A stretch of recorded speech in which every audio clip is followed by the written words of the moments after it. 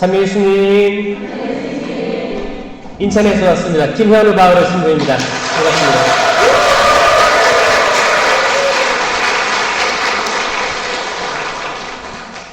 다들 행복하게 사세요.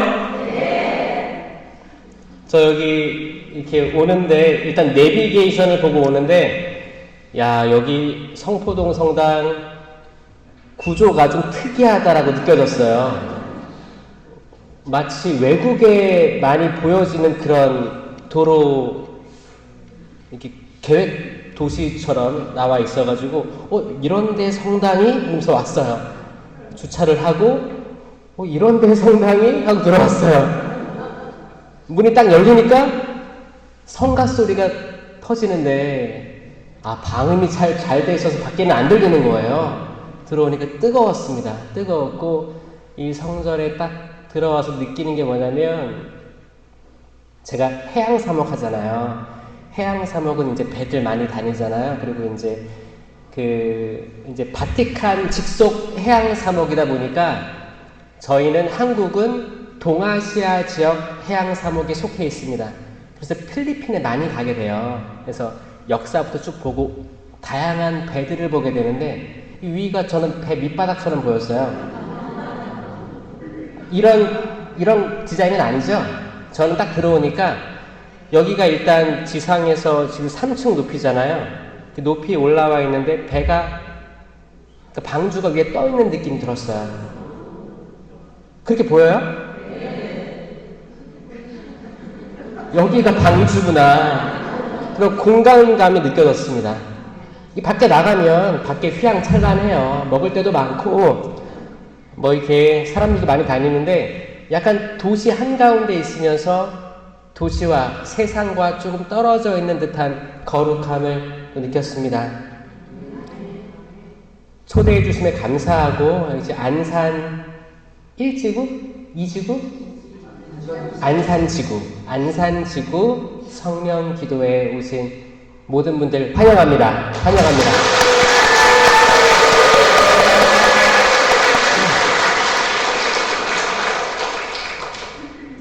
저는 요즘에 뜨고 있는 또 하느님이 하시는 거 너무 제가 헤아릴 수 없음에 감사드리고, 그냥 제가 보좌신부 1년만 하고 선교를 나가서 한국을 몰라요. 정말 몰라요. 신학교 때야 거기 인천교구는 강화도에 신학교가 있죠. 강화도 거기 총구석에 10년을 있었고, 보좌신부 잠깐 나왔다가 호주에 10년을 가 있었으니까, 그러니까 제 나이대의 또래들에 비해서 제가 한국을 모르죠. 한국의 지리도 모르고 어디에 뭐가 좋은 게 있는지도 모르고 맛집도 모르는 상태에서 딱 와서 이제 교구청 들어가서 이제 외국인들 계속 만나니까 전 지금도 외국 사목하고 있는 것 같아요. 외국에 있는 것 같아요. 외국 친구들 만나고 미사해주고 영어로 미사해주고, 또 인천항에 들어와 있는 외국인들 만나기 때문에 한국 신자들과는 사실 만날 기회가 별로 없었습니다.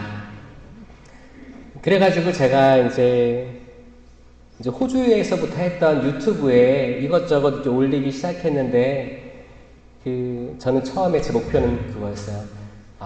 한국 신자 한 4,000명만 내 걸 보면 나는 미디어 사목을 하는 미디어 본당 4,000명 교회를 가진 본당 신부다라는 마음으로, 그런 마음으로 살았는데 사람들이 계속 들어오더라고요. 들어와서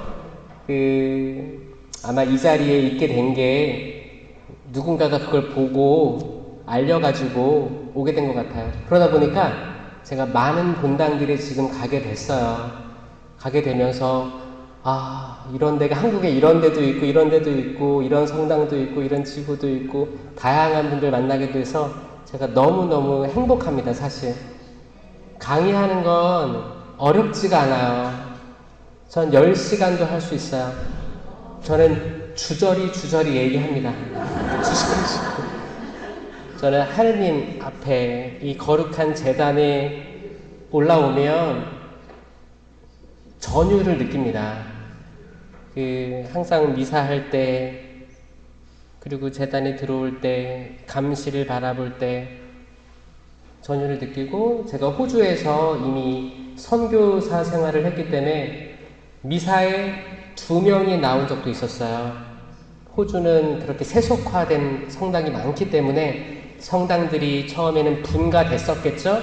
나중에는 다 하나로 통합돼가지고 호주의 할아버지 신부님이 본당 신부님하고 선교 온 젊은 신부들이, 외국인 신부님들이 보좌 신부를 하는 거예요. 그래서 성당들이 몇 개 있지만 왔다 갔다 출퇴근을 합니다. 가면 할아버지가 독서를 읽고 또 할머니 이제 미사도 차려주기도 하고, 근데 대부분 제가 다 차렸어요. 그분이 차리고 있는데 제가 어디 가만히 있어요. 한국에서는 가만히 있으면 다 차려주죠? 제의실 들어가면 제의 다 펴있죠? 저는 보좌신부 2년 차 때 그걸부터 했어요. 누가 제의를 차려줘요? 누가 미사를 차려줘요? 누가 촛불을 켜? 내가 켜는 거야. 내가 켜고 내가 미사하는 거야. 한 명 있는 거예요. 어쩔 때는 한 명 나와요. 근데 한 명이 할아버지인데 까막눈이에요. 그럼 내가 독서 하다 그럼 다 하는 거야. 다 하는 거예요. 제가 그때 사실 그때 마음은 좀 억울한 게 있었지. 젊은 신보다 보니까 내 동창들은 지금 2년 차 때 본당에서 얼마나 사랑받아요. 다 준비해주고 하는데 나는 이렇게 하는구나. 그래, 또 쓰임이 있겠지. 나를 왜 여기 보내셨을까. 말도 못하는데 이런 게 많았었어. 하여튼 그때 그걸 다 겪고 했기 때문에 지금 지금 한국에 돌아와서 거기 제 교구청에 사는데 거기서 12명이 살아요, 신부님들. 그러면 단체로 밥도 해주시고 청소도 해주시는 거에 대해서 너무너무 감사하게 하루하루를 보내고 있고, 하루하루 소중한 시간도 보내고 있고, 더군다나 이렇게 다른 본당, 제가 평생 한 번도 못 올 본당일 수도 있거든요. 그런데 이렇게 초대받아가지고 더 넓은 세상 봐라 하시는 하느님의 그 계획하신, 다 모르지만 다 헤아릴 수는 없지만 인간으로서, 당신의 종으로서 순명하면서 여기저기 기쁘게 다니고 있습니다. 저 행복하겠죠? 여러분들의 자녀들도 신부 만들고 싶죠? 이렇게 행복하게 살 텐데. 그래서 기도로 시작하겠습니다. 성부와 성자와 성령의 이름으로 아멘. 사랑 그 자체이신 주님, 아버지 감사합니다. 찬양 받으소서, 영광 받으소서. 당신께서 세상 모든 만물들을 다 창조하시고 계절이 갈마들게 하시고 모든 것들 섭리하시나이다. 생명이 없는 것에 생명이 없는 것 같이 보여도 거기에는 생명이 있음을 저희는 바라봅니다. 주님, 여기 모인 안산지구 성령쇄신 봉사회 모든 분들 축복해 주시옵소서. 다양한 본당들에서 이 자리에 모였습니다. 이들이 그냥 마냥 행복하지만은 않을 거라고 생각합니다. 그런 느낌이 듭니다. 많은 상황들 속에, 많은 어려움 속에 신앙생활을 할 수도 있고, 많은 상처들과 걱정들, 트라우마들로 이 봉사를 유지하고 있는 분들도 있을 거라 생각합니다. 어려운 사람들이 있을 거라 생각합니다. 걱정 있는 사람들도 있을 거고, 올해까지만 봉사하겠노라 마음 먹은 사람들도 있을 줄을 압니다. 주님, 저희들을 표현하기도 전에 모든 것들을 다 아시는 주님, 저희 이 시간 당신께 집중하고자 합니다. 당신께서 전해주시는 말씀을 가슴 깊이 받아들이고 싶습니다. 왜냐하면 저희가 당신을 어렴풋이 체험했더라도 또다시 수억의 마귀들이, 악마들이 그 당신 체험했던 것을 송두리째 앗아갈 수 있기 때문입니다. 주님, 저희는 매일, 매 시간, 매분 매초 쇄신되어야 됨을 믿습니다. 쇄신되게 하여 주시옵소서. 10분 전 그때보다 지금 쇄신되게 하여 주시옵소서. 단 1분 전보다 지금 쇄신되게 하여 주시옵소서. 지나간 모든 것들 잊어버리고 당신께서 주시는 영감을 받아 누리게 하여 주시옵소서. 이 구원의 방주에서 당신의 크신 사랑을 가득 체험하게 하여 주시옵소서. 저희들 마음이 수만 가지 방해들로 뒤덮여 있을 때가 많습니다. 그 유혹은 사방 팔방에서 불어오는 태풍과도 같고 파도와도 같고 큰 폭풍과도 같습니다. 내가 어떻게 해야 될지, 이 항해를 끝까지 할 수 있을지 조급하고 이 배를 가누기가 어려워 저희가 표류하는 항해자와도 같습니다. 주님, 이런 저희를 당신께 봉헌하니 빛을 비추어 주십시오. 큰 별을 하늘에 띄워 주십시오. 바다의 별이신 성모님, 그 별을 보고 저희가 따라가게 하여 주시옵소서.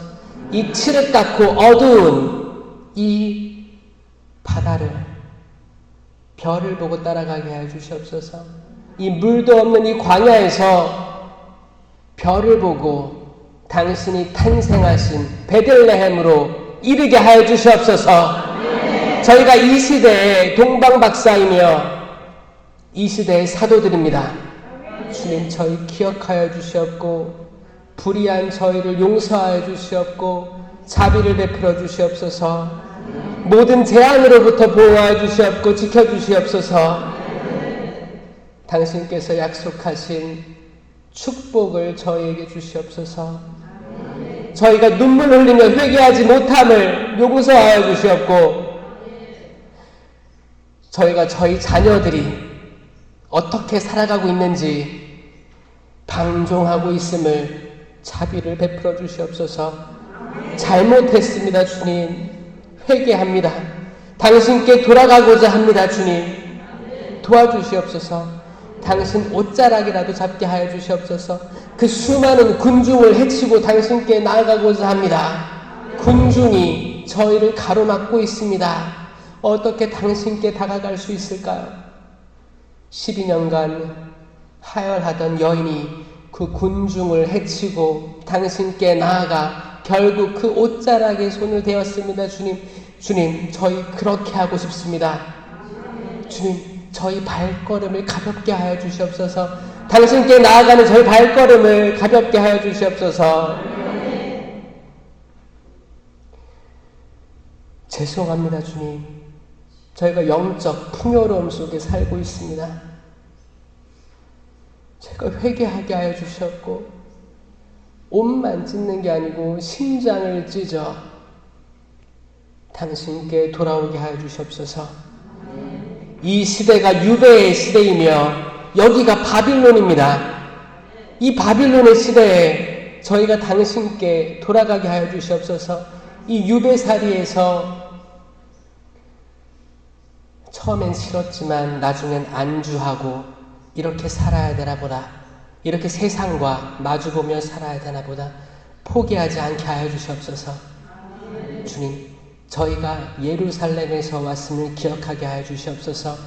그 천상 예루살렘, 에덴 동산, 당신께서 거하시던 그 자리에 있다가 지금 세상이란 곳에 나와 있음을 탄식하게 하여 주시옵고 깨닫게 하여 주시옵고 저희가 가야 될 곳을 정면으로 오른쪽도 왼쪽으로도 치우치지 않고 곧바로 당신께 달려갈 수 있는 저희 되게 허락하여 주시옵소서. 아멘. 심령으로 기도하시겠습니다.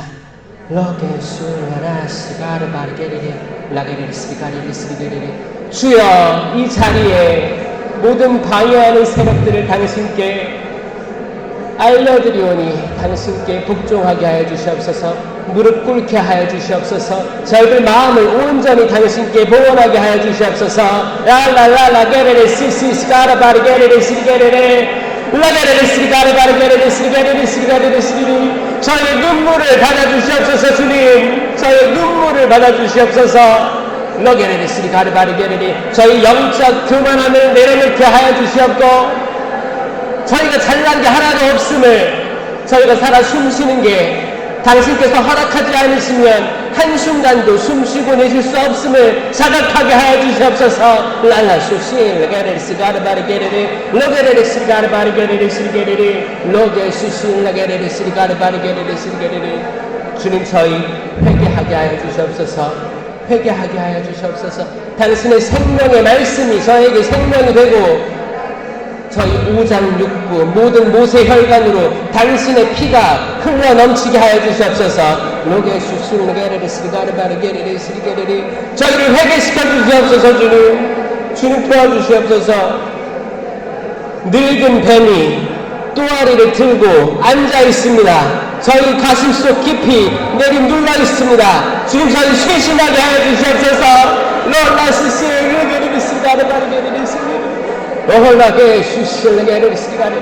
치유하여 주시옵소서. 상처받은 영혼들을 치유하여 주시옵소서. 다시 예전으로 돌아가 그 영적 지위를 다시 누리게 하여 주시옵소서. 이들을 쇄신시켜 주시옵소서. 당신의 아들, 딸들입니다. 주님, 이들을 회개시켜 주시고 낫게 하여 주시고 싸매 주시고 어루만져 주시옵소서. 다시 이들이 본당으로 파견돼서 본당에 있는 많은 양떼들과 같이 또 어울려 당신께 안내하는 이정표가 되게 하여 주시옵소서.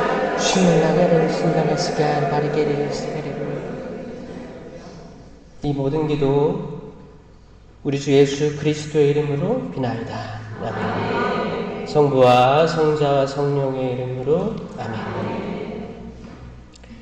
참 예수님,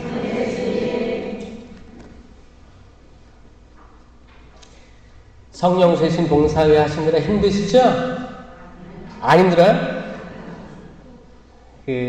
맞아요. 아니라고 느껴지는 것도 하느님의 크신 은총이라고 생각합니다.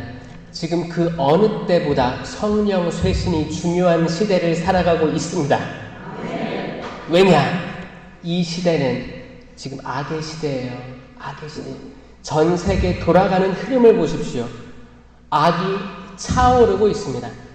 악이 차오르고 있어요. 이거 구약 성경에 많이 등장하는 말입니다. 악이 차오르고 있어요.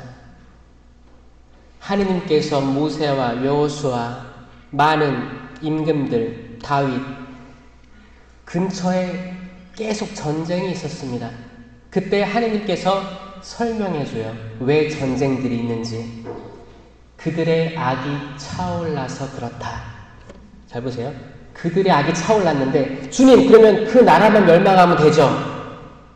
아닌 거예요. 이스라엘도 죄가 차오르고 있었어요. 악이 차오르고 있었어요. 그런데 이스라엘이 이겼던 이유는 뭐냐? 그들보다 우리가 악이 덜 차올라서 그런 거였어요. 그들의 악이 하늘 끝까지 닿아서 이들이 쳐들어오게 해서 결국 이들이 멸망한 거였어요. 이스라엘은 군대가 막강하지 않았습니다. 근데 하늘에 천재지변으로, 지진으로, 메뚜기떼로, 이상한 걸로, 우리가 생각할 수 없는 것들로 그 강대국들을 무너뜨리신 분이 하느님이세요. 이게 구약의 역사고, 너무 신기한 게 이 성경은 성령으로 쓰여졌잖아요. 이 말은 뭐냐? 성령은 영원하신 분이에요. 우리는 유한한 인간이고, 이 영원한 분이 썼기 때문에 이 말씀은 영원한 거예요. 이게 과거에만 머무를 리가 없습니다. 지금도 똑같이 벌어지고 있는 게 이 성경 말씀이에요. 그래서 때론 우리가 일반 신자들이 신부님 새로운 계약 신약만 보면 되는 거 아니에요? 천만에요. 구약 신약 똑같이 반복되고 있고 그때 적재적소에 우린 이걸 알 수가 있어요. 많이 읽으신 분들은 알 거예요. 이게 과거의 이야기가 전혀 아니라는 거. 어차피 구약, 신약 있다고 하잖아요. 근데 요한계시록에 또 많은 계시들이 나와요. 근데 이 계시들이 이 구약을 얘기하는 게 많거든요. 잘 안 읽어보신 분들은, 일반 신자들은 그 시간의 흐름으로 파악을 하고 있어요.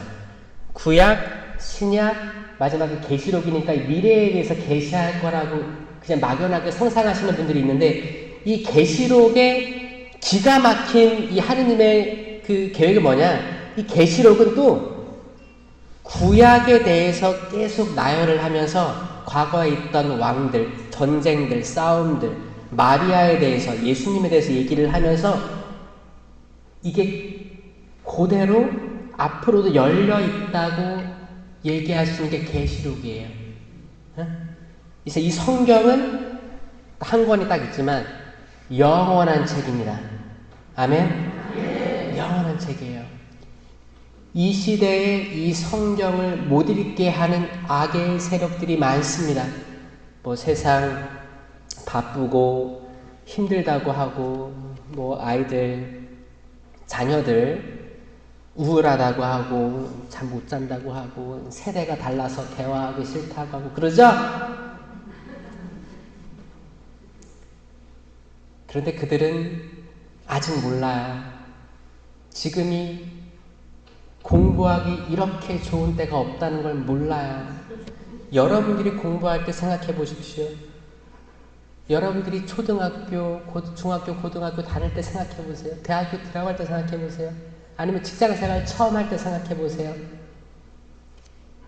지금이 그들에겐 태평성대인데 그들이 구석기 때를 겪어봤겠어요?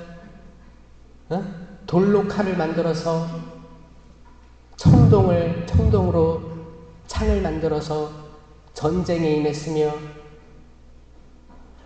그들이 뭐 푸세식에서 용변을 보고 지푸라기로 마무리를 해봤겠어요? 농촌에서 살면서 비가 내리면 감사하고 농사짓고 이 소출을 경험해봤겠어요? 지금은 뭐예요? 다 집에 가면 화장실을 열면 변기통이 있죠? 이 감사함을 알까요? 지금 젊은 분들이 아무리 더러운 걸 다 거기다 쏟아놔도 버튼 한 번이면 쏴 내려가고 깨끗하게 되죠? 이처럼 살기 좋은 세상이 어디 있겠습니까? 빨래도 세탁기가 다 해주잖아요. 지금 아이들이 뭐 시집장가 가가지고 세탁기 돌리는데 뭐 투덜투덜 되지. 옛날에 개울가에서 그 겨울에 얼음 깨가면서 했던 거 알긴 하겠어요? 영화나 옛날 대하 사극이나 그런 거 보면서 아 그런 적이 있었어 그러겠죠? 사실 지금 엄청난 기술 발전과 엄청난 안락함, 그리고 뭐 최저 시급이 얼마냐 그러겠지만 입에 풀칠 못해서 뭐 영양실조 이런 걸로 실려가는 학생들, 아이들이 있을까 싶어요. 지금 오히려 독거 노인들이, 지금 어르신들이 그럴지 모르겠지만 지금 자녀들 굉장히 안락하면서 부모의 보호받으면서 또 부모가 학비도 내줘, 뭐 해줘, 다 해줘. 여러분들은 다 아르바이트 하면서 벌어서 공부하고 그랬잖아요. 그런 게 있어요. 저는 지금 요즘에 다니면서 느끼는 건데, 본당마다 연령층이 굉장히 올라갔잖아요, 다들. 그리고 여기서도 아마 여러분들이 젊은이였을 때 투신하면서 봉사했던 사람들이 수십 년 지나서 지금 있는 분도 계실 거예요. 그때만큼 영적으로 뭔가 내가 지금 세상을 이해하고 깨닫고 하는 것보다 더 큰 어떤 영적인 것, 절대자, 이런 것들을 상상도 하기 싫은 세대들이 지금 시대라고 저는 생각을 합니다. 부모님들 세대가 아무리 좋은 것들을 주려고 해도 이게 받아 먹혀야지 계속 하잖아요. 자유의지로 수락을 해야 되는데, 근데 이게 안 되는 거예요. 그러면 어떻게 해요? 여러분들이 이미 그때를 거쳐가지고 지금 좋은 걸 주려고 하잖아요. 근데 거부당하면 내가 자녀들 잘 키우는 게 맞나, 이런 회개가 들어요. 잘 가는 게 맞나. 그래서 가슴 아파합니다. 가슴 아파하고 슬퍼할 때도 있어요. 그런 분들 많이 만나봤어요. 제가 그랬어요. 맞습니다. 지금 어려울 때 맞습니다. 이들에게 지금 세상은 풍요로워졌지만 영적으로 나아가는 길이 사방천지에 막혀있는 듯한 느낌을 받습니다. 특히 젊은 분들 분열들이 많아요. 남자와 여자의 분열, 세대 간의 분열, 그리고 물질적인 것들, 가지지 못하는 것들에 대한 남에 대한 비교, 이 모든 것들이 겹겹이 포장되어 있어요. 그 페이스트리라는 그 빵이 있어요. 그 빵 보면 여러 겹으로 막 겹쳐 있잖아요. 저 아까 여기 오면서도 지도 보니까 여기가 육각형으로 이렇게 돼 있더라고요. 공원 있고 테두리 이렇게 돼 있더라고요. 그런 것처럼 우리가 가운데 있고 마치 악의 세력들이 겹겹이 층을 쌓아서 이 안으로 못 들어오게 하는 듯한 그런 생각이 많이 듭니다. 지금이 그런 때예요. 거기다가 팬데믹, 코로나 시기도 겪었죠. 그래서 사람들이 점점 개인화 돼 가고 있는 시점이에요, 사실. 왜 개인화가 되냐? 옛날에는 사람들이 부대꼈어요. 좋았어요. 근데 누가 기침만 하면 이제 바퀴벌레 퍼지듯이 도망가잖아. 거기 근처에 있기 싫죠? 아유, 저렇게 기침할 거면 왜 나왔어? 이런 말 속에서 울려오죠? 사람이 사람을 경계하게 되고 이 사람 건강한 사람과 있으려고 하고 이렇지 않았습니다, 여러분. 이렇지 않았어요.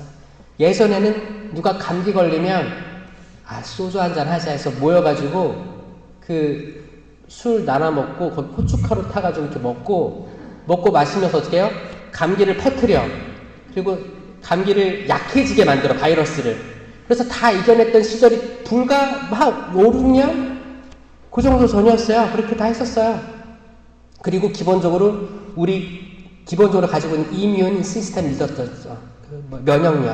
면역을 믿었었죠. 하느님은 우리를 그렇게 허술하게 만들지 않았거든요. 창조하실 때 보시니 참 좋았어요. 아주 좋게 만들었어요. 면역을 주시고 그랬어요. 제가 호주에서 선교를 10년을 했어요. 거기서 많은 일이 있었는데 특히 제가 기억나는 거는 이 사람들이 한국 사람들을 좀 이렇게 낮게 볼 때가 있어요. 아시아 사람들을. 그 호주는 영국에서 넘어왔었죠. 식민지였죠. 그래서 호주랑 뉴질랜드가 있는데 호주에는 정치범들을 보내고 뉴질랜드에는 잡범들을 보냈다는 얘기가 그냥 소문으로 있어요. 그래가지고 이제 뉴질랜드하고 호주 그 사이들도 별로 사이가 안 좋아. 서로 무시하는 거야. 너희는 잡범이야, 우리는 정치범들이야. 다 범죄자들인데 그렇게 얘기를 하긴 영국에서 호주 엄청 멀어요. 엄청 멀리 보낸 거야, 그 사람들 다. 그렇게 할 수 없으니까. 그렇게 해서 거기서 국가가 만들어진 거죠. 사람들이 많이 모이다 보니까. 그분들이 영국에서 왔다는 것 때문에 영국령이에요. 그래서 이제 여왕이나 거기 영국 왕을 이제 존중하면서 총리라는 그 정치 체계를 가지고 있습니다. 그 사람들이 이제 백인 우월주의가 있어요. 왜냐면 백인들이었으니까 처음에. 그런데 이제 많이 아시아에서 이렇게 몰려 들어오고 워킹 홀리데이다. 그리고 이제 뭐 공부하러 왔다 유학생이다. 이렇게 투자 이민 왔다. 이렇게 한 거예요. 왜냐면 한국에서도 이민자들이 많이 미국 갔다가 캐나다 갔다가 이제 호주도 많이 왔었거든요. 그렇게 해가지고 이제 호주라는 나라가 멀티컬처럴 된 거죠, 완전히. 정말 백인들보다 다른 나라, 황인이라든지 아프리카의 온 분들이라든지 많은 분들이 다 모여 사는 곳이 됐습니다. 그런데 돈을 많이 쓰고 비즈니스를 잘하는 데가 아시아 쪽 사람들이었어요. 그래서 이분들이 아시아 쪽에 경계를 하기 시작했어요. 경계심을 갖기 시작했어요. 그러면서 이렇게 뭐 낮게 보는데 어떤 식이었냐면 거기 너무 청결하지 않은 것 같다고, 아시아 문화가. 젓가락으로 거기 반찬에 같이 젓가락을 대잖아요. 서로. 너무 아니라고 막 이렇게 얘기를 하는 거예요. 근데 그 사람들은 신발을 신고 집에 들어갑니다. 침실까지 들어가요, 침실. 그 집이 대부분 이제 카페트가 깔려있고 들어가면 계단이 있고 이렇게 2층 집이 많아요, 2, 3층 집이. 신발 신고 그대로 들어가요. 밖에서 어딜 갔다 왔는지 상관없어요. 그럼 방까지 들어가면 침대 있고 방이 있죠, 침실이 있죠. 신발 거기서 벗어요, 침대 밑에서. 저는 속으로 그랬죠. 야, 너네가 또 들어온 거 아니야? 제가 또 밖에 다녀보니까, 밖에 다니면 공중 화장실도 가야 될 거 아니에요. 공중 화장실도 갔다가 어디도 뭐 바닷가도 갔다가, 그럼 신발이 기본적으로 제가 봤을 땐 수억 마리 세균들이 있을 것 같은데, 이걸 그대로 침실에 와서 신발을 벗어놓고 하면, 또 이런 장판이나 이런 타일이 아니에요. 카페트예요, 카페트. 엎친 데 덮친 격이죠? 저는 이게 상상이 안 됐어요.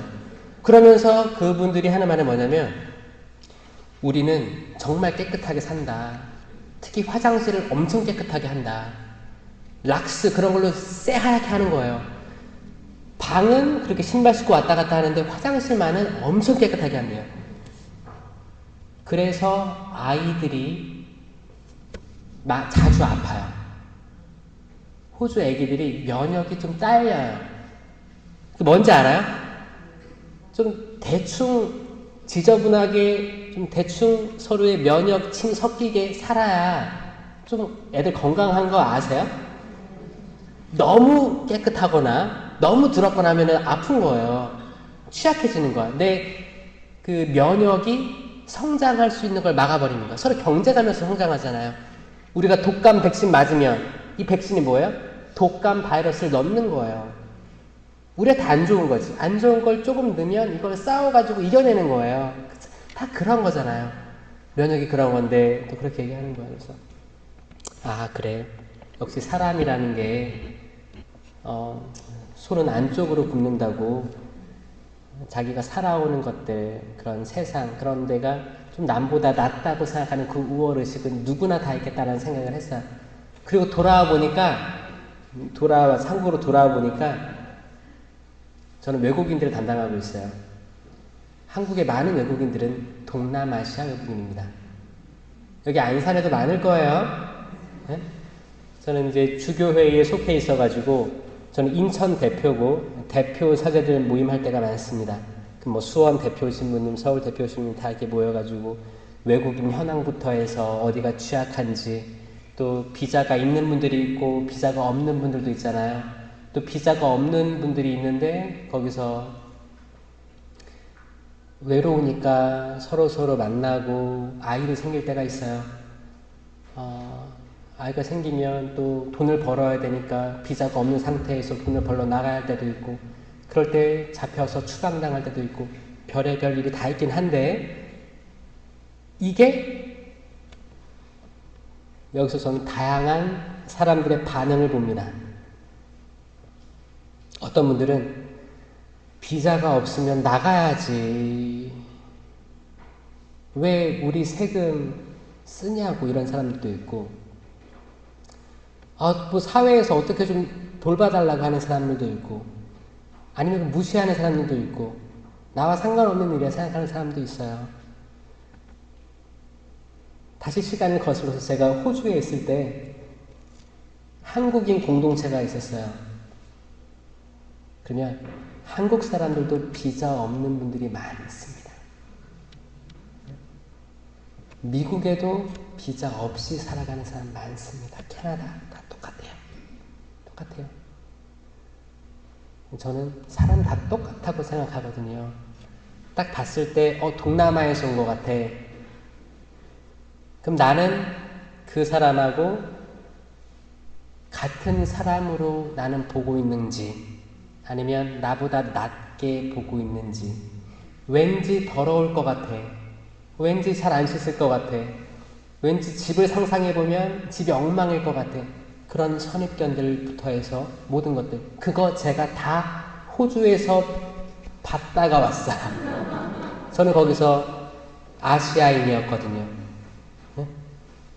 그거를 겪다 보니까 사람이라는 게 되게 약한 존재구나. 사실 별거 없는데, 별거 없고, 또 한국에서도 많은 젊은이들이 해외로 유학 가거나 이렇게 취업하러 가잖아요. 그 친구들 다 그런 경험들이 있어요. 왜냐? 한국 유학생들 아이들은 선진국으로 가려고 노력을 해요. 그럼 그 선진국에서는 그 사람을 뭐라 볼까요? 후진국에서 온 사람들로 보는 거예요. 이거 당연한 거예요. 한국도 후진국에서 선진국으로 생각하니까 왔겠죠. 돈을 벌기 위해서. 그럼 한국 사람은 그 사람들을 후진국에서 그래 느껴지는 거예요. 그런데 이거를 조금만 뒤에서 넓은 시야로 보면 우리 다 하느님의 아들, 딸들입니다. 그렇지 않나요? 그리고 더 넓은 시야로 보면 우리 다 이주민이고 난민이에요. 우리가 에덴 동산이라는 그 하느님과 함께 했던 그 나라, 하느님 나라, 다 같은 표현이에요. 거기서 인류가 추방됐잖아요. 그러니까 그 아담과 하와가 그 과거에 그분들 얘기하는 게 아니고 여러분들 얘기하는 거예요. 신님, 저는 에덴에서 산 적이 없는데요? 그게 아니고 이 말씀은 영원한 말씀이기 때문에 바로 접목되는 겁니다. 우리가 아담이고 우리가 하와예요. 그리고 수시로 열린 나무들을 관찰하고 있습니다. 그 에덴에는 선악과 나무 분명히 있었고 그 옆에 생명나무도 있었어요. 그렇죠? 그리고 많은 나무들도 있었어요. 너무 많았어요. 많은데 하느님께서 뭐라고 했어요? 다 먹어도 좋다. 사랑하니까 다 먹어도 좋다. 하지만 이 나무는 안 돼. 선과 악을 알게 하는 나무 생각하지도 마. 만지지도 말고 먹지도 마. 라고 한 거예요. 이 말씀을 읽고 많은 사람들이 이 선악과 나무에 꽂혔어요. 그래서 창세기 에덴 동산에서 떠오르는 나무가 뭐예요? 물어보면 많은 사람들이 선악과요 라고 대답을 합니다. 초등학교부터 중학교, 고등학교 다 이 나무는 다 알고 있더라고요. 왜냐? 교리 시간에 얘기했기 때문에. 근데 정작 중요한 생명나무 이야기는 한 적이 없는 거예요.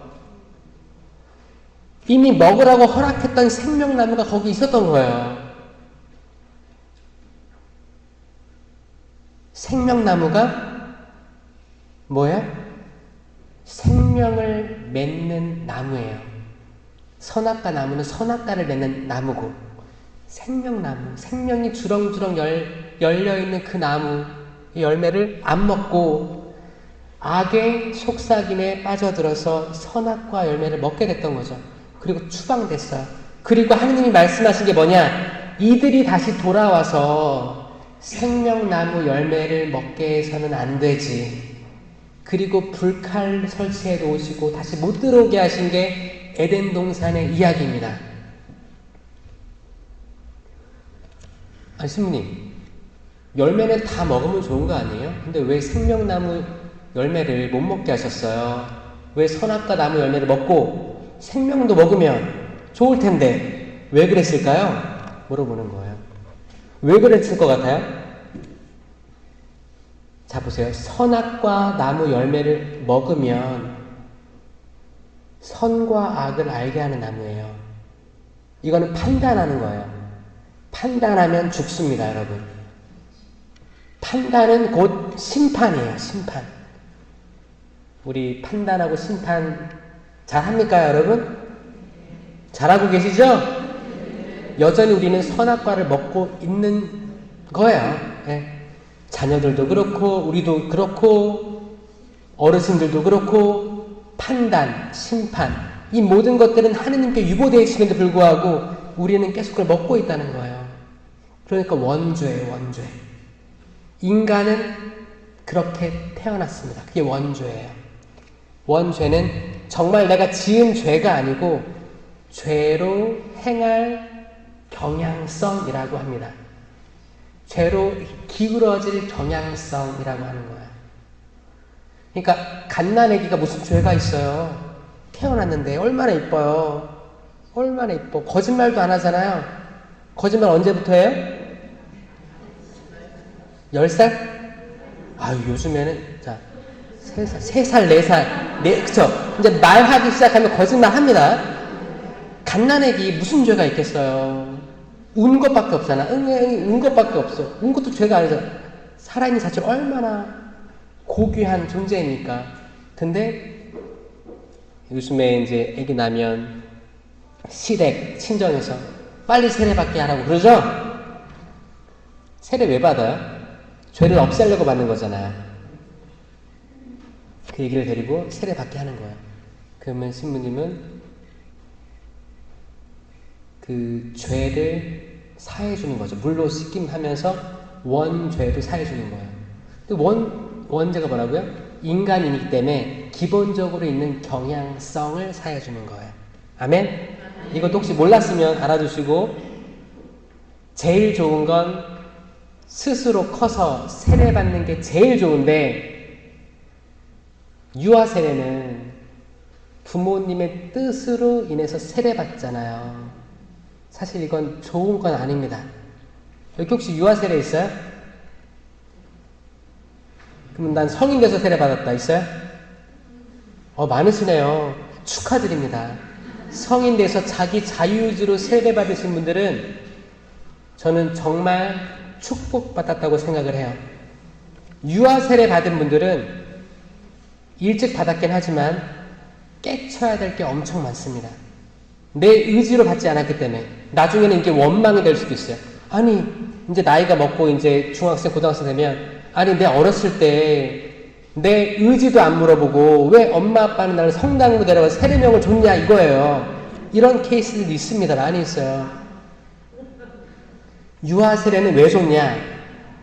예전에는 환경이 안 좋아서 일찍 죽었어요, 아이들이. 응? 그래서 일찍 줬던 거예요. 일찍 줘야 장례를 치를 수 있으니까, 성당에서. 그때 시작됐던 건데, 지금도 이제 약간 문화처럼 됐죠. 최대한 빨리 줘라. 하지만, 그러려면 부모님하고 대부, 대녀의 역할이 엄청 중요합니다.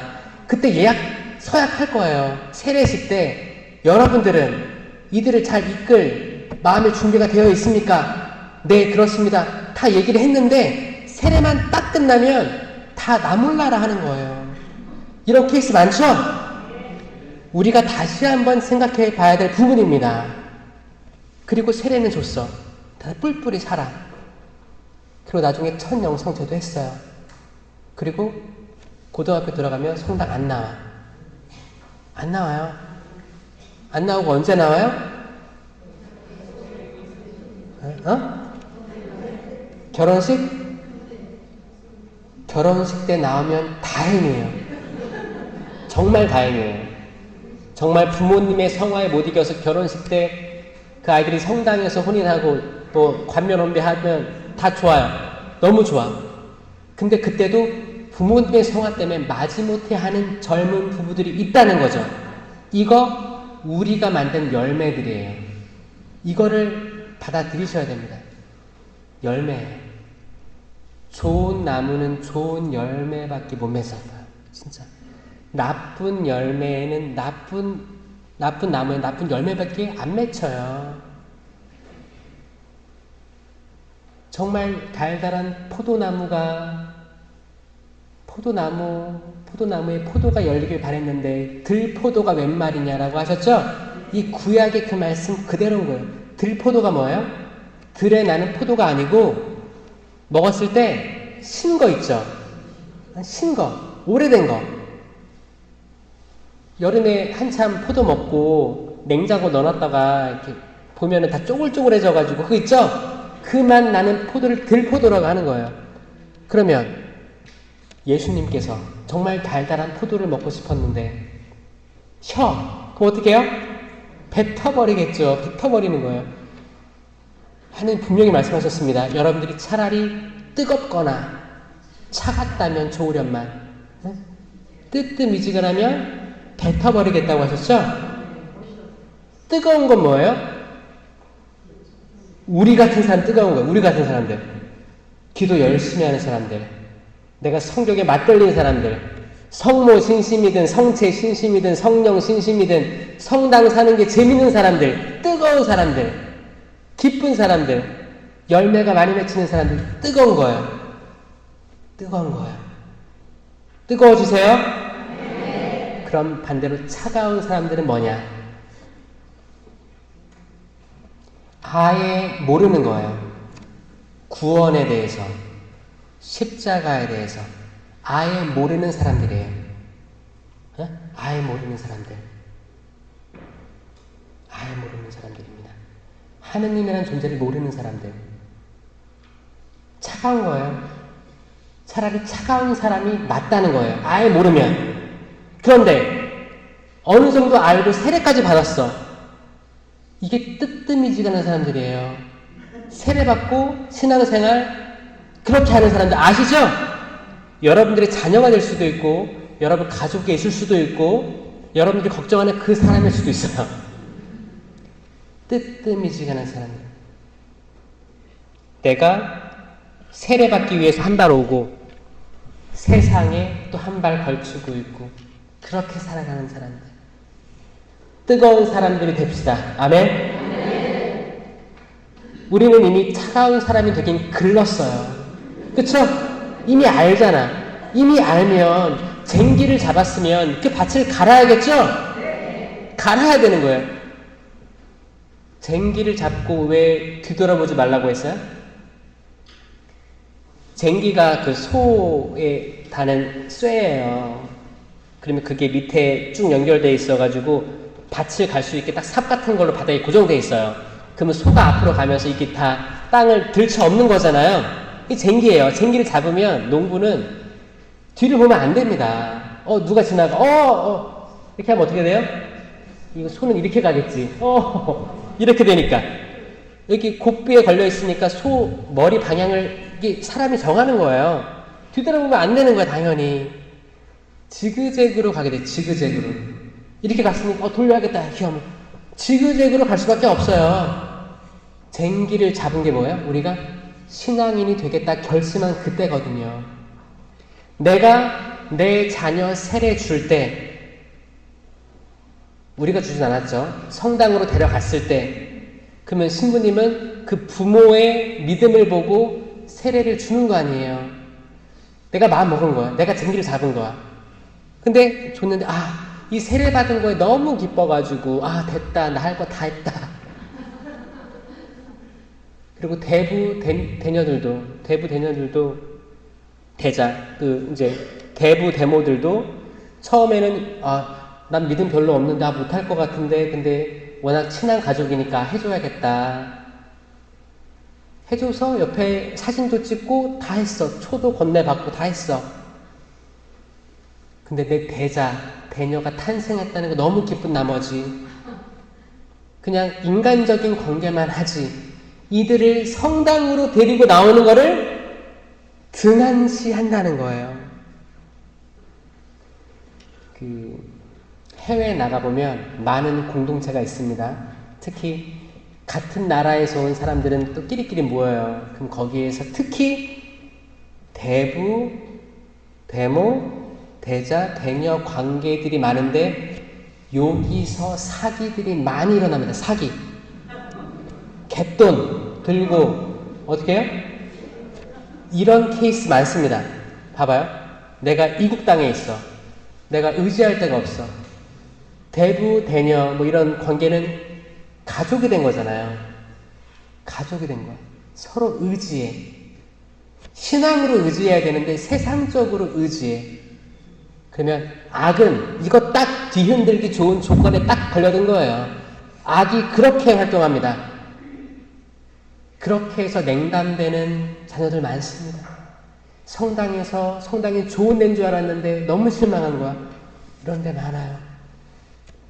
멀리 볼 필요도 없어요. 한국에서도 같은 단체, 봉사하고 이렇게 친해진 사람들끼리도 이런 일들이 있을까 없을까요? 있어요. 제가 이 말 하는 게 여러분들 옆에 있는 사람들 믿지 말라고 이 말 하는 거예요? 확실히 카이사르의 것은 카이사르에게, 하느님의 것은 하느님께예요. 세상적인 것을 주변 사람들하고 논하지 마십시오. 거기에는 싸움만 있어요. 싸움. 정치적인 것, 경제적인 것, 그 어떤 것도 신앙인들과 나누지 마세요. 네? 여기는 다 하느님께 올려드리는 장소입니다. 각 본당에서 그런 자리 피하세요. 아예 언급도 하지 마세요. 항상 정치나 뭐 경제, 부동산, 어떤 데는 높고도 낮고, 뭐 개발지역 이런 거 있죠? 세속적인 것들은 항상 반반 나눠지게 돼 있습니다. 이게 일치되면 공산주의가 되는 거예요. 싸우는 게 건강한 정치예요. 싸우는 게. 그러니까 그거 보고 심란해하거나 속 터지지 마세요. 신앙인들은 하느님만 바라봐야 돼요. 하느님. 그리고 내가 생명나무의 열매를 먹고 있는데 생명이 열리는지를 봐야 되고, 내가 얼마나 하느님 앞에서 뜨거운가를 봐야 되지. 너무 많은 어두움의 영들이 신앙인들이 점점 하느님 앞에 가는 것을 방해하는 것들이 많다고 생각합니다. 분심거리가 되는 거예요. 운동, 스포츠, 마약, 지금 마약 이게 많이 나오죠? 마약, 스포츠, 뭐 게임, 젊은이들 게임, 이 세상의 것들이야. 다 세상의 것들은 카이사르의 것입니다. 카이사르. 하느님의 것은 하느님의 것이고, 여러분들이 처음에 쟁기를 잡고 내 아이 신앙인으로 잘 키워야겠다. 주님, 이 아이 지금 본인이 판단할 수 없으니까 이 아이 하느님 안에 잘 크게 기도하겠습니다. 매일매일 기도하겠습니다. 대부를 서주셔서 감사합니다. 대녀, 대모 감사합니다. 이 아이를 위해 기도해 주세요. 우리 같이 협력해서 이 아이 참 신앙이 만들었으면 좋겠습니다. 이렇게 해야 되는데 행사로 끝나는 거예요. 행사. 그 행사로 끝났던 그 열매들이 지금 20대라고 저는 생각해요. 20대. 지금 성인들이 그렇게 양육되었습니다. 이거를 인식하고 받아들이면 지금부터 바뀔 거예요. 왜냐? 그들이 또 지금 손주, 손녀 낳죠? 자, 보세요. 지금 20, 30대의 그 젊은 부부들, 이미 자기들은 유아세례 받았는데, 신앙심 있으면 다행이고, 좀 왔다 갔다 하면서 지금 부모가 된 거예요. 그리고 아이 낳았는데, 아직 내가 자라보니까 유아세례가 별로 좋은 것 같지 않아. 그럼 그러겠죠. 엄마, 아빠, 애들 좀 크면 애들이 자발적으로 가게 하자. 애들이 고를 수 있게 하자. 이게 지금 요즘 트렌드거든요. 지금 젊은 부부들 이렇게 부모님께 얘기하고 다녀요. 들으면 맞죠? 맞는 것 같죠? 맞는 것 같아서 그러려구나 할 수도 있고, 아니면 소원이니까 엄마, 아빠 지금 이제 나이 다 들고 마지막 소원이니까 세례 받게 해라, 유아세례 받게 해라 하는 부분도 있을 거예요. 부모님도 있을 거예요. 그렇게 해서 받았어요. 그럼 받고, 그러면 신앙심이 없는 그 20대, 30대의 젊은 부부들이 이 손주, 손녀 잘 신앙인으로 양육시키겠어요? 택도 없어요. 택도 없어요. 그러니까 혹시 자녀를 맡아달라고 신호가 오면 어떻게 해야 돼요? 근데 요즘에는 또 자녀를 맡든 안 맡든 자유예요. 근데 마지못해서 정상황이 안 돼서 뭐 시댁 부모님이나 뭐 친정 부모님에게 맡기게 되면 그 아기들 데리고 성당 꼭 나가셔야 돼요. 꼭 나가셔야 됩니다. 다시 한번 기회가 온 거예요. 여러분들이 실패했던 첫 자녀들 세대가 실패했다면 손주, 손녀 세대를 살릴 방법이에요. 아멘? 그리고 이 아이들이 성당에서 좋은 느낌을 간직할 수 있게 해주셔야 돼요. 나중에 크면 그때를 기억하거든요. 할머니랑 할아버지랑 다녔던 성당. 이게 마음속에 남아있게끔 해주셔야 돼요. 할 수 있겠어요? 네. 그래서 엄마 지금 나 지금 맞벌이 가야 되니까 힘들 것 같아. 좀 해줘. 그러면 처음에는 튕겨야지. 아, 너네가 키워야지. 어떻게 지금 다 늙었는데 어떻게 하니? 하다가 사정사정 하게 될 때가 올 거예요. 그때 마지못해 그러면은 성당 나갈 거다. 나가라고. 세례도 받게 하라고. 다 할 거예요. 여러분들 정말 해야 됩니다. 뜨거워져야 돼요. 내가 마음 먹었으면, 쟁기 잡았으면 직진으로 가야 돼요. 직진으로. 직진으로 가세요. 제발 직진으로 가세요. 세상에 보기 좋은 것들 많습니다. 많이 있어요. 내가 에덴 동산에 있으면, 생명나무가 한가운데 있으면 생명나무 따라서 가야 돼요. 그 옆에 뱀이 또아리 틀고 있는 선악과 나무 열매가 아무리 탐스럽다 보인다 해도 이 생명나무에는 심장처럼 박동하고 있는 그 열매가 있던 거예요. 생명이 있는 나무 열매. 이 나무랑 십자가랑 용어가 같습니다. 같은 말이에요. 나무의 나무. 저는 에덴 동산에 십자가가 서 있었다고 믿습니다. 십자가요. 십자가에 예수님 달려 계셨다고 믿습니다.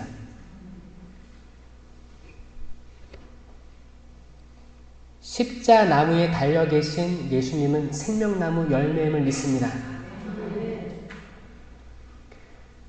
많은 천주교인들이 성당 들어와서 목례를 하고 인사하고, 아, 예수님 얼마나 고통스러울까. 여기 다 피 흐르고, 아이고 아프겠다. 내가 죄인이지. 내가 고통받는 거 다 예수님이 고통해 드리면서 이렇게 죄인처럼 사시는 분들 많은데, 그게 아니고 성당 들어오면 기뻐야 됩니다. 생명나무 열매를 보는 거거든요. 이거 딱 눈꺼풀이 딱 벗겨지는 그 느낌이에요. 여러분들, 생명나무 열매가 있는 겁니다. 그러면은 그 예수님이 이 거룩한 제단에서 성체 성사를 통해서 오시잖아요. 실체 변화 통해서 성체로 오시는 거예요. 이 성체도 생명나무 열매예요. 아멘? 나는 길이요 진리요 생명이다. 나는 생명이다 라고 하셨고, 내가 생명의 빵이다. 요한복음 6장 35절에 내가 생명이에요. 생명 그 자체인 거예요. 나는 이거를 그리스도의 몸, 아멘 하고 모시면, 내가 생명나무 열매임을 인식하고 모시면, 나는 이 미사 준비도 잘할 뿐더러 영성체 후에 내가 어떻게 살아야 될지를 내가 알게 되는 거야. 생명이 돼야 되는구나. 남에게 생명을 나눠주는 삶을 살아야 되는구나. 내가 지금까지는 선악과 열매를 많이 먹어서 판단하고 심판하고, 너 잘못됐어. 판단하니까 쫓겨난 거예요, 에덴에서. 우리는 지금 유한한 삶을 살기 때문에 우리의 판단과 심판도 유한하겠지만, 또 고해성사 보면 되죠? 이 축복이에요. 하지만 그 에덴 동산에서의 선악과 열매는 영원한 거였어요. 심판의 영원함, 판단의 영원함, 죽음의 영원함이었어요. 이 영원한 죄를 먹고 영원한 생명을 먹으면 그게 악마예요. 그게 사탄이에요, 사탄. 그러니까 하느님께서는 불칼로 막으신 거예요. 못 돌아오게. 뭐예요? 우리를 구원하시려고. 영원한 죄를 먹고 영원한 생명을 먹으면 그게 영원한 악마가 돼요. 이해되세요? 이 영원이라는 공간에서 추방한 것은, 맞아, 죄도 있지만 가죽옷을 덮어주시면서 이게 자비로서 다시 돌아오게끔 해주신 거예요. 나가라. 그때부터 인류는 이주민의 삶을 시작하는 거예요. 떠돌이에요. 아브라함에게 밤하늘의 별을 봐라. 별처럼 내 자손을 많게 해주겠다. 바닷가의 모래알처럼 자손을 많게 해주겠다. 축복이죠? 하지만 알지 못하는 곳으로 가라. 이동한 거예요. 이동해 나갔어요. 그리고 이제 아브라함, 이삭, 야곱의 12아들 중에 요셉이, 형제들이 땅구덩이 파서 묻었지만 미디안 상인들이 데리고 이집트로 갔죠? 또 이스라엘 백성이 어떻게 이집트로 이주하게 됐는지 나오는 게 창세기에서 탈출이 넘어가는 그때예요. 그리고 이제 성전 지어주고 다윗부터 해서 판관기, 왕정기 거치면서 다 이주한 거예요. 이주하면서 약속의 땅 들어가가지고 거기서 끝났냐? 이 약속의 땅에서도 유배를 갔다 왔어요. 유배 갔다가 또 남아있는 사람이 있고 돌아온 사람들이 있었고 계속 이주하며 살았고 심지어 예수님이 태어났을 때도 헤로데가 2살 이하의 사내아이 다 죽이라고 했으니까 어떻게 해요? 베들레헴으로 이주해 가는 그 난민의 모습을 성가정은 보여주는 겁니다. 인간 이렇게 이주하는 거예요. 이주해서 갔다가 마지막에 성경의 마지막 요한묵시록에 내가 생명나무 열매 다시 먹게 해주겠다. 그걸로 끝나는 거예요. 여러분 그 성경 읽으실 때 무작정 통독, 무작정 필사하지 말고 흐름을 알고 다시 읽어보시면 기가 막힌 일들이 많이 벌어집니다. 어떤 분들은 내가 올해 안에 필사 마무리해야 돼. 속독으로 막 읽는데 나중에는 기억이 안 나요. 어떤 분들 필사로 내가 3년 안에 끝낼 거야. 손은 이렇게 문드러졌는데 내가 쓴 게 기억이 안 날 때가 있습니다. 이거 잘못됐어요. 이거는 아마 업적을 위한 내 스스로의 만족감을 위한 악마가 그렇게 시킬 거예요. 야, 대충 빨리 써. 빨리 너 이거까지 해야지. 뭐예요? 신앙이 일감이 되는 거예요. 행복하지가 않습니다. 자신 만족감은 있을지 모르겠지만 행복하지 않아요. 하느님 말씀으로 내가 뜨겁지 않아요. 잘못된 거예요. 잘못된 거예요. 차라리 한 장을 천천히 쓰면서 내가 정말 다가온다면 이 말씀이었구나 꽂힌다면 된 거예요. 그렇지 않습니까 여러분? 다행히 한 번도 필사 안 해보신 분들은 새로운 마음으로 하시면 되고 혹시나 하고 계신 분들은 지금이라도 진심으로 속도 내지 말고 천천히 써도 괜찮아요. 이 내가 쓰는 거를 내가 기억해보자, 쓰는 거를 가슴에 담아보자라고 쓰시면 너무 좋을 것 같아요. 그렇지 않아요? 그랬으면 좋겠어요. 하나하나 내가 읽는 거, 눈에 들어오는 거, 쓰는 거 이런 것들이 소중했으면 좋겠어요. 왜냐하면 여러분들의 시간은 소중합니다. 우리들은 유한하다는 거예요. 유한한 건 뭐예요? 우리가 언제 죽을지 모른다는 거예요. 여러분들의 생일만 명확히 나와 있지 우리의 장례식은 우리가 알지 못한다는 거예요. 이게 두렵지만 팩트예요. 이게 사실이에요. 이게 진실이에요. 진리예요. 진리가 너희를 자유롭게 할 거예요. 내가 언제 죽을지 모르는 진리를 받아들이면 여러분은 그때부터 자유로워질 거예요. 내가 10년 뒤에 어마어마한 자산을 모아서 자녀 줘야겠다. 10년 뒤에 뭘 해야겠다. 어떤 성공을 위해서. 이게 아니고 내가 지금 살아야겠구나. 내 심장이 지금 뛰고 있구나. 내가 지금 살아있구나. 그럼 나는 지금 사랑할 수 있구나. 내가 내 옆에 사람 용서할 수 있구나. 내가 내일 못 살지도 모르는데 내 남편 용서해야겠구나. 내가 지금 내일도 내가 보장할 수 없는데 내가 내 스스로에게 그동안 고생 많았다. 따뜻한 말, 사랑의 한마디, 나를 위한 선물 줄 수 있겠구나. 지금을 사는 거예요. 지금. 이 밤 10시, 지금 10시를 살아가는 우린 거예요. 심장 만져보세요. 심장 뛰어요? 잘 뛰어요? 이 심장이 뛰면 피가 몸 한 바퀴를 돕니다. 모세혈관까지 다, 손가락 사이 다, 발가락 다. 그럼 이 피가 누굴 위해 뛰어요? 나를 위해 뛰는 거예요. 제발 신앙생활 하시면서 남편, 아내, 자녀들 위해, 부모님 위해서 기도하지 마시고 여러분부터 기도하세요. 여러분 스스로부터. 자, 모든 율법의 계명들을 요약한 게 하느님 계명. 내 마음을 다하고 목숨을 다하고 생명을 다해서 너희 하느님을 사랑하여라. 두 번째는 뭐예요? 내 이웃을 내 몸과 같이 사랑하여라. 이것 때문에 신부님 이웃들을 사랑해야 되는 거 아니에요? 천만에요. 내 몸 같이. 이 말은 뭐냐면 여러분 스스로를 사랑하지 않으면 택도 없어요. 그게 뭐예요? 남을 사랑하는데 나같이 사랑하니까 나는 나를 사랑하지 않으니까 나는 남도 사랑하지 않게 되는 겁니다. 내가 나를 사랑하는 것만큼 이 사람이 소중함을 깨닫고 이 사람을 사랑할 수 있게 되는 거예요. 그렇지 않아요? 잘못됐다고요. 심장은 100% 나를 위해 뛰게 설계됐어요. 하느님이 그렇게 만들어 주셨어요. 내가 나를 사랑해야 돼요. 나를 생명으로 인도해야 돼요.